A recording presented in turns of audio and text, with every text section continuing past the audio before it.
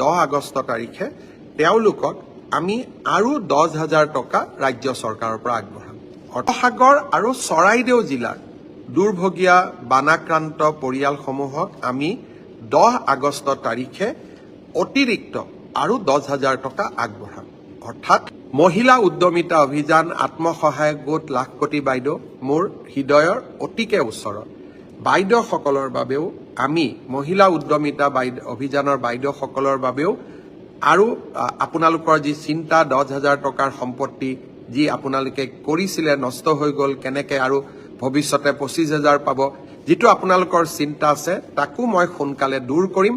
মহিলা উদ্যমিতা অভিযানৰ হিতাধিকাৰীসকলৰ বাবেও ভাল খবৰ মই 2-3 দিনৰ ভিতৰতে লৈ আহিম। পোষ্টপেইড প্ৰিপেইড মিটাৰ আছে তেওঁলোককো আমি 300 ইউনিট পৰ্যন্ত যিসকলে ব্যৱহাৰ কৰিছে তেওঁলোকক আমি ৰিলোড কৰি দিম যাতে তেওঁলোকেও এই ৰেহাইৰ সুবিধা লাভ কৰে। থোৰতে জুলাই মাহৰ বিদ্যুতৰ মাচুল আমাৰ শিৱসাগৰ আৰু চৰাইদেউ জিলাৰ ৰাইজে দিয়াৰ প্ৰয়োজন নহ'ব। সমগ্ৰ বিলসমূহ আমি মুখ্যমন্ত্ৰীৰ সাহায্য পুঁজিৰ পৰা পেমেণ্ট কৰিম।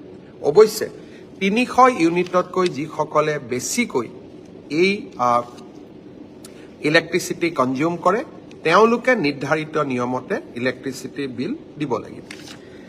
দ্বিতীয়তে আজি আমি ৰাজ্য চৰকাৰে আৰু এটা সিদ্ধান্ত গ্ৰহণ কৰিছোঁ যে চৰাইদেউ আৰু শিৱসাগৰ জিলাৰ ৰাইজক আমি এই সমগ্ৰ বছৰটো মাটিৰ খাজানা দিয়াৰ পৰা আমি ৰেহাই দিবলৈ সিদ্ধান্ত গ্ৰহণ কৰিছোঁ। অৰ্থাৎ 1 এপ্ৰিলৰ পৰা 31 মাৰ্চলৈকে আপোনালোকে যিমান মাটিৰ খাজানা দিব লাগে এই বছৰ আপোনালোকে মাটিৰ খাজানা দিয়াৰ প্ৰয়োজন নাথাকিব।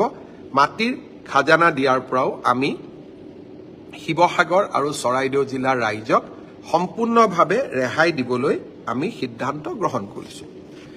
শ্ৰদ্ধা ৰাইজ, আমি এককালীন 15,000 টকা 3, 4, 5 তাৰিখে প্ৰদান কৰিম।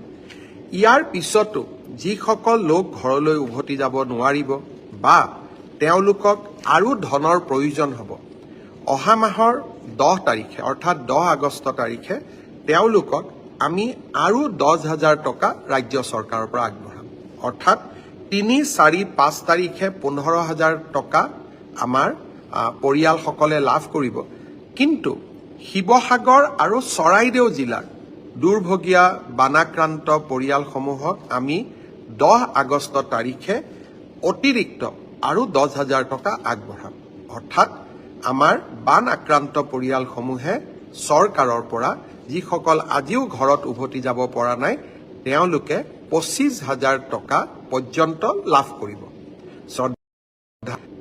ৰাজ্য চৰকাৰে আপোনালোকক সেৱা কৰাৰ বাবে নিৰবিচ্ছিন্ন প্ৰচেষ্টা চলাই যাব। শিৱসাগৰ আৰু চৰাইদেউ জিলাৰ বানাক্ৰান্ত ৰাইজৰ লগত আমি থিয় হৈ থাকিম। সেই প্ৰতিশ্ৰুতি প্ৰথম দিনত আছিলে আৰু সেই প্ৰতিশ্ৰুতি শেষলৈ থাকিব। শ্ৰদ্ধাৰ ৰাইজ, বিদ্যালয়সমূহ যিমানখিনি আমি পাৰোঁ 10 আগষ্টৰ পৰা খুলিবলৈ চেষ্টা কৰিম আৰু অহা 5-6 তাৰিখৰ ভিতৰত বিদ্যালয়সমূহলৈকেও আমি 2 লাখ টকাকৈ আগবঢ়াম। 10 আগষ্টৰ আগতে নামঘৰসমূহলৈকেও আমি 1.5 লাখ টকাকৈ আগবঢ়াম। আজি আমি আৰু এটা সিদ্ধান্ত লৈছোঁ যে অংগনবাদী কেন্দ্ৰসমূহ যথেষ্ট বেয়া হৈ গৈছে। অংগনবাদী কেন্দ্ৰসমূহলৈও আমি 2 লাখৰ পৰা 2.5 লাখ টকা অংগনবাদী কেন্দ্ৰ ৰিপেয়াৰিং কৰাৰ কাৰণে তাত যিবিলাক আমাৰ সৰু ল'ৰাৰ খেলাৰ সা সঁজুলি আছিল তাক পুনৰ কিনিবৰ বাবে আমি অংগনবাদী কেন্দ্ৰসমূহলৈকেও আমি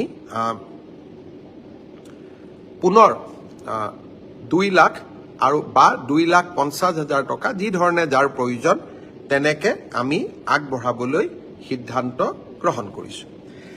এতিয়া মই আজিৰ আটাইতকৈ প্ৰয়োজনীয় যিটো কথা যাৰ কাৰণে মই ফেচবুক লাইভলৈকে আহিছোঁ সেই বিষয়ে ঘোষণা কৰিব খুজিছোঁ।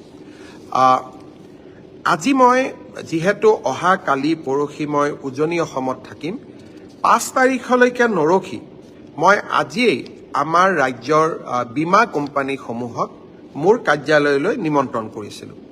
আপোনালোকে জানি ভাল পাব কেন্দ্ৰীয় চৰকাৰে ইতিমধ্যে বীমা কোম্পানীসমূহক বীমাৰ ধন নিষ্পত্তি কৰিবলৈ বিশেষ নিৰ্দেশ প্ৰেৰণ কৰিছে। সেই নিৰ্দেশৰ পৰিপ্ৰেক্ষিতত আজি মোৰ কাৰ্যালয়ত মই ৰাজ্যৰ বিত্তমন্ত্ৰী আৰু ৰাজ্যৰ মুখ্য সচিব আমি সকলোৱে লগ হৈ ৪৬টা বীমা কোম্পানীৰ অধ্যক্ষ, পৰিচালন সঞ্চালক, মুখ্য কাৰ্যবাহী বিষয়া আৰু জ্যেষ্ঠ প্ৰশাসনিক বিষয়াসমূহৰ লগত আমি কথা পাতিছিলোঁ।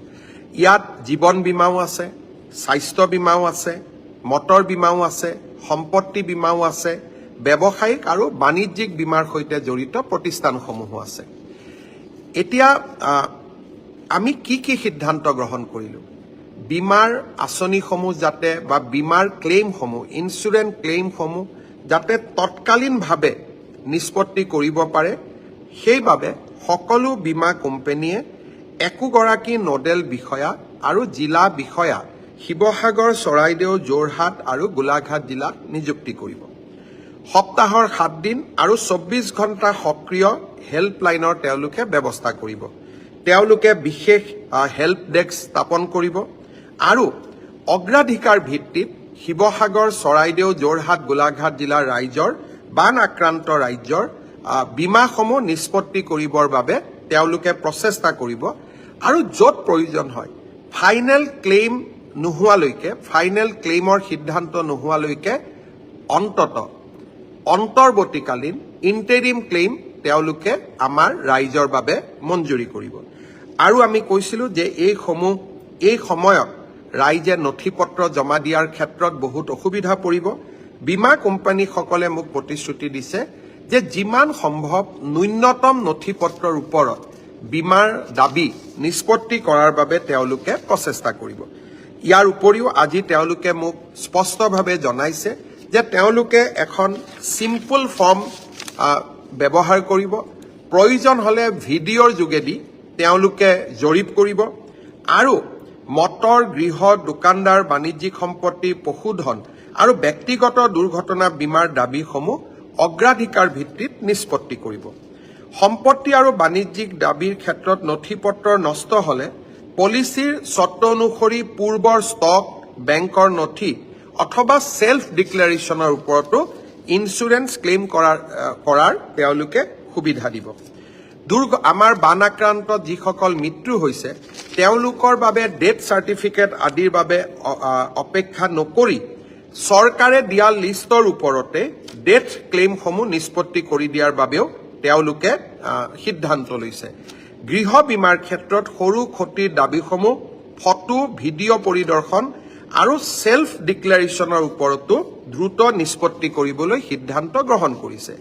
ইয়াৰ উপৰিও প্ৰধানমন্ত্ৰী জীৱন জ্যোতি বীমা যোজনা, প্ৰধানমন্ত্ৰী সুৰক্ষা বীমা যোজনাৰ দাবীসমূহো সৰ্বোচ্চ অগ্ৰাধিকাৰৰ ভিত্তিত ৰিলিজ কৰিবলৈ তেওঁলোকে সিদ্ধান্ত লৈছে।